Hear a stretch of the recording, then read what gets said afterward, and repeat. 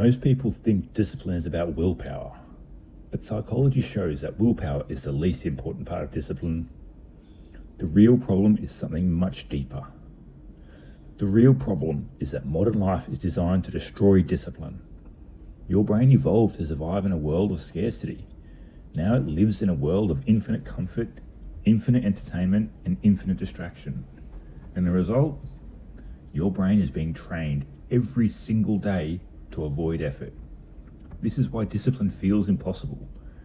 Not because you're broken, because your environment is rewiring you.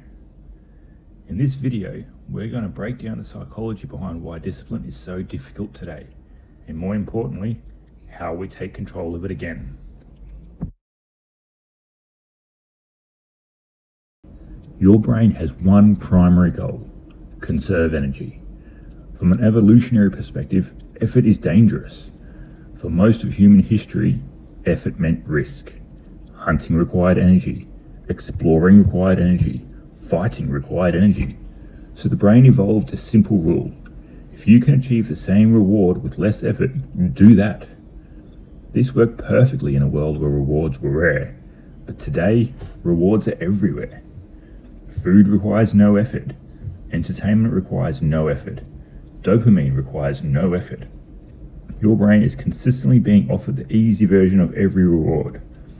And every time you take it, your brain learns something. It learns that effort is unnecessary.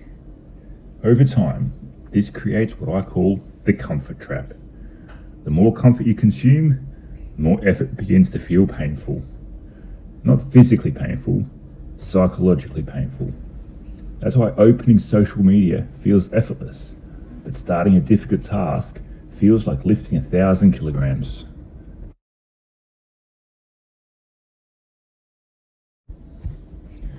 To understand discipline, you need to understand dopamine. Dopamine isn't just the pleasure chemical, it's the motivation chemical. It's what drives you to pursue goals, but there's a problem. Modern technology has learned how to hack your dopamine system. Social media, short-form video, constant notifications.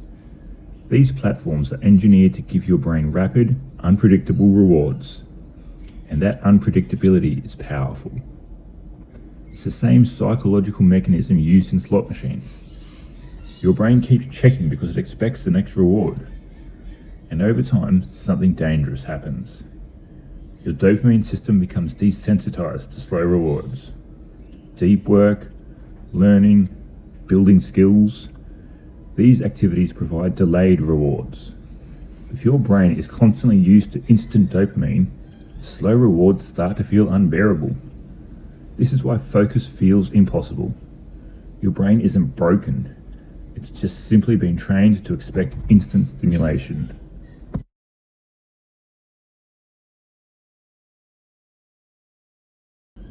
There's another psychological factor most people never talk about: identity. Your brain constantly asks one silent question: what kind of person am I? Every action you take answers that question.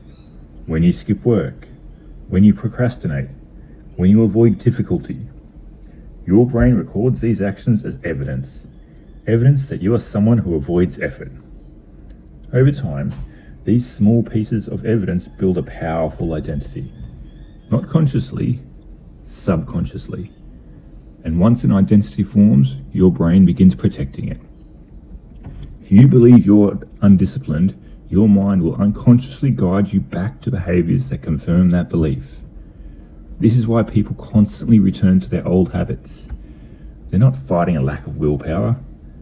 They're fighting a psychological identity loop.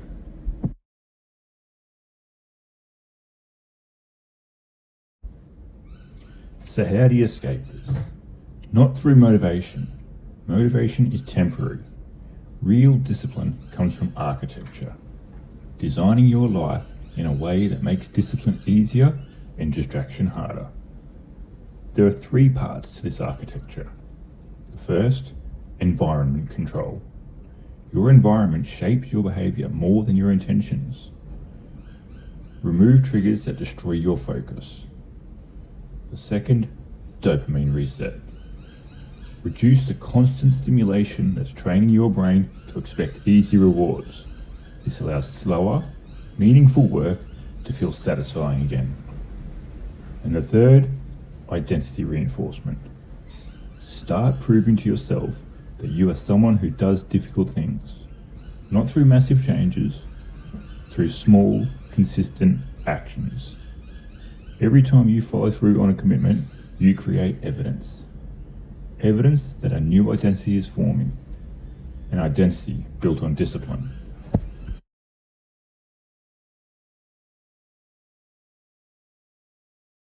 Discipline doesn't fail because people are weak. It fails because modern life constantly trains the brain to choose comfort. But once you understand the psychology behind it, something powerful happens. You stop blaming yourself and you start redesigning your environment, your habits, and your identity. Discipline is not a personality trait, it's a system, and systems can be built. Try this over the next 7 days.